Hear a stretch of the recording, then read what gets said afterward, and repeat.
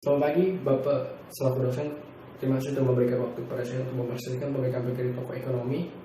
Nama saya Sri Cikulun dengan NIM B10 13 20 10 17. Sejarah Karl Marx.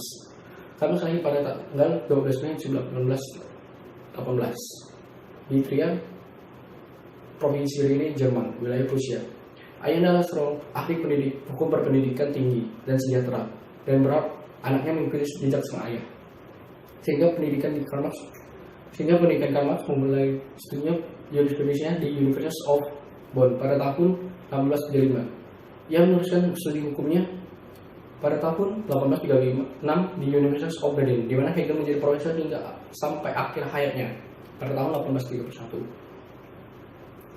Marx sendiri menggabungkan diri dengan kelompok Young Hegelian sayap kiri.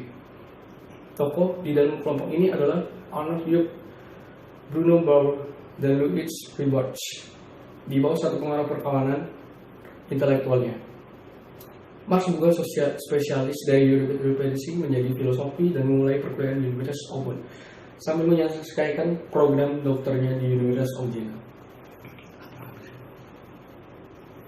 Pada tahun 1841, Marx menerima gelar doktornya, yaitu filosofi. Namun University of Berlin menolak untuk menerima dirinya sebagai konsekuensi atas pandangan radikalnya. Pada tahun 1843, Marx berimigrasi ke Paris, di mana ia menerima posisi sebagai editor sebuah jurnal politik Jaboucher. Di Paris, Marx menjadi akrab dengan sosialisme Prancis dan ekonomi politik Inggris. Di kota ini pula dia bersahabat baik seumur hidup dengan Engels. Pada tahun 1845, pemerintah Prusia menekan berwenang Prancis untuk menurut kegiatan jurnalis Marx yang mengarah kritik politik kepada United Jerman. Dari tempat pembuangannya yang aman, pihak Prancis menerimanya dan Marx dipaksa pindah ke Inggris. Pemikiran Karl Marx disebut sebagai tokoh sosialis ilmiah karena pemikirannya yang mengkombinasikan ide-ide pihak yang mendahului baik kaum sosialis maupun kaum tidak hanya sekedar pandangan ekonomi saja, juga melibatkan moral, etika, sosial politik, sejarah, falsafah, dan bidang ilmu lainnya. Karena sangat anti terhadap liberalisme yang digagas oleh Adam Smith dan pengikutnya. Marx kemudian dengan argumennya bahwa paham liberalisme Smith sangat buruk dari segi ekonomi, akumulasi kapital di kalangan kapitalis, memungkinkan terciptanya pertumbuhan ekonomi yang tinggi.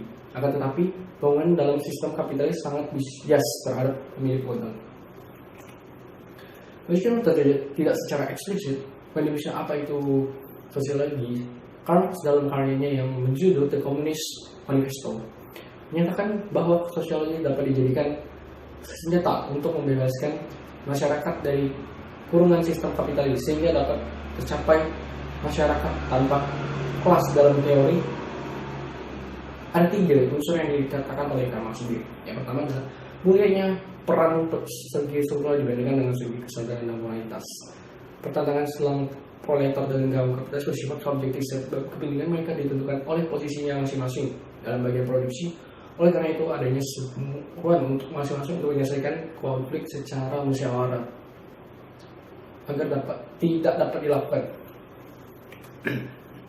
Yang kedua, kepentingan antara kaum kapitalis dengan proletar secara objektif sudah bertentangan. Ini juga mengakibatkan masing-masing pihak mengambil sikap yang berbeda terhadap perubahan sosialis.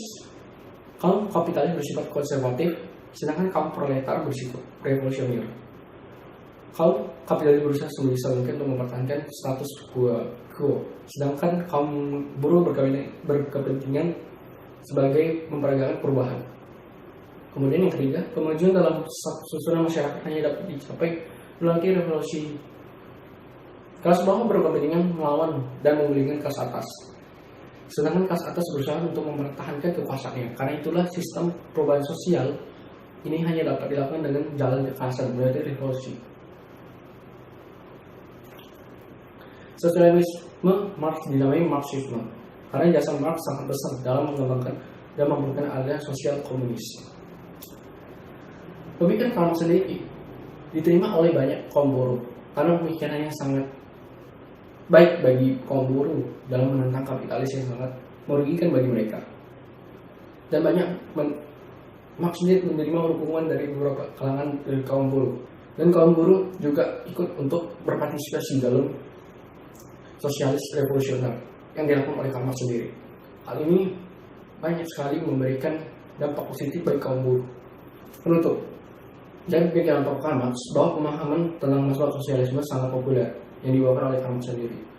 Hal ini menjadi awal mula kebolehan sosialisme sebagai kehidupan dari kaum ketindas atau kaum yang tidak memiliki keadilan. Teori dari Karl Marx sendiri melibatkan moral, etika, sosial, politik, sejarah, falsafah, dan bidang ilmu lain. Pemikiran Karl Marx yang berkembang di masyarakat membuat masyarakat lebih berpikir bahwa sosialisme perlu diterapkan. Karl Marx juga beranggapan bahwa kapital membuktikan bahwa memerlukan pengorbanan untuk mendapatkan keuntungan yang mereka inginkan, yang membuat orang lain tersisa atau sengsara. Sekian dari presentasi saya. Jika ada salah kata mohon dimaafkan. Jika ada kekurangan bisa kita kembali lagi. Terima kasih.